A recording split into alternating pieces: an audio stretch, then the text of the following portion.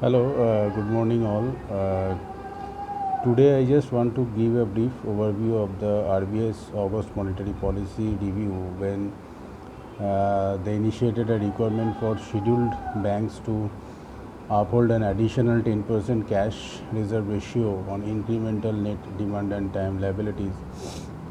That is additional 10% CRR on this NDTL, which is spanning from 19th May 2023 to 28th July 2023.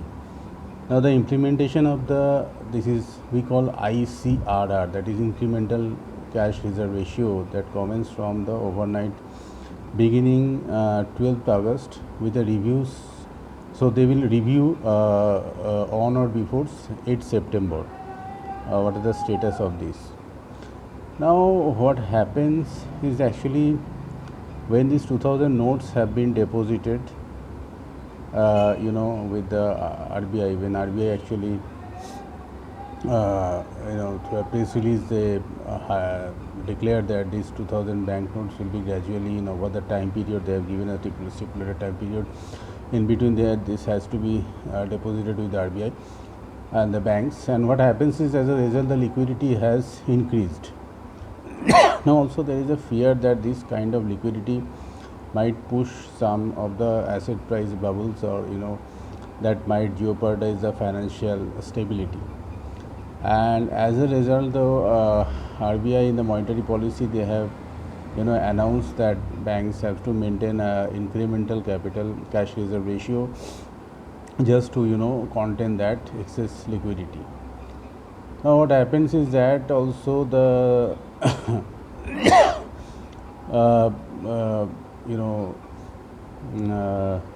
so we have seen, I think, this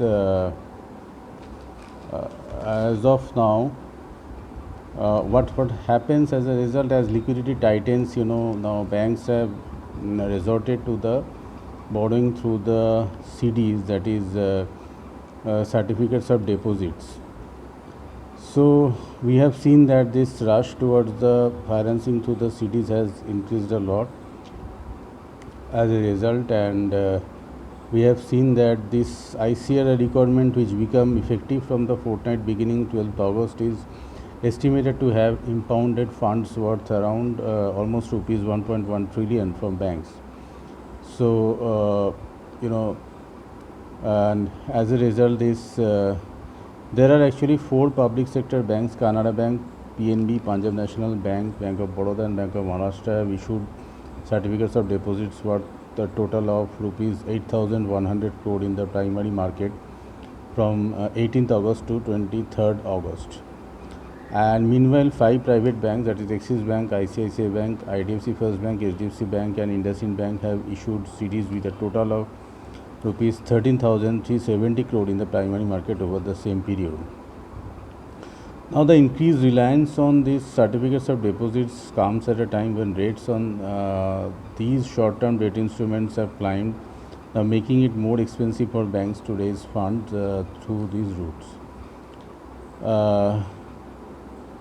So as a result, also we are seeing now recently also, the RBI governor has stated that NBFCs should increase their requirement of the fund. They should diversify and they should try to minimize the dependence on the banks. So largely what we have seen is that the banks are the primary funding sources for the NBFCs.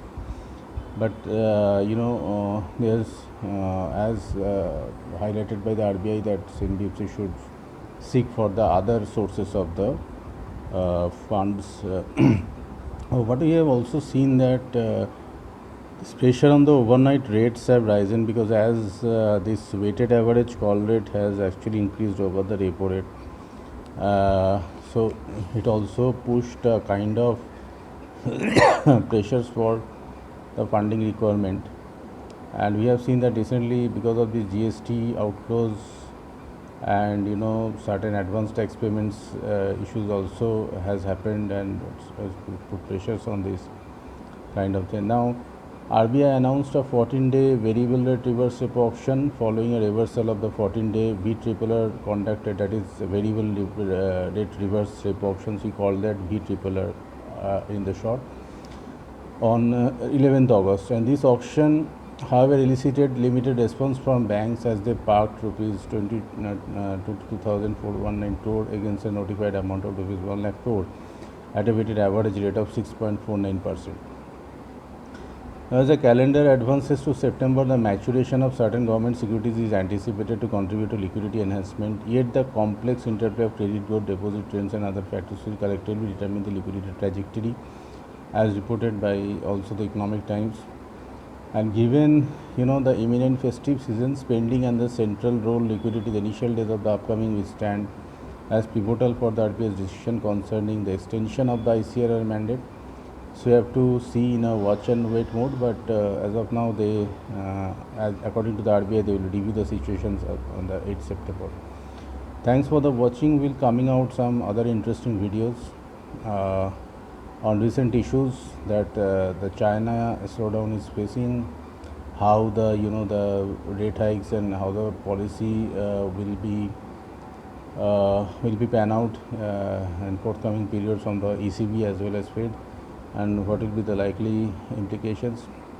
There are a lot of important developments in front of the Indian economy, so we'll be discussing all of that. Thank you and stay tuned.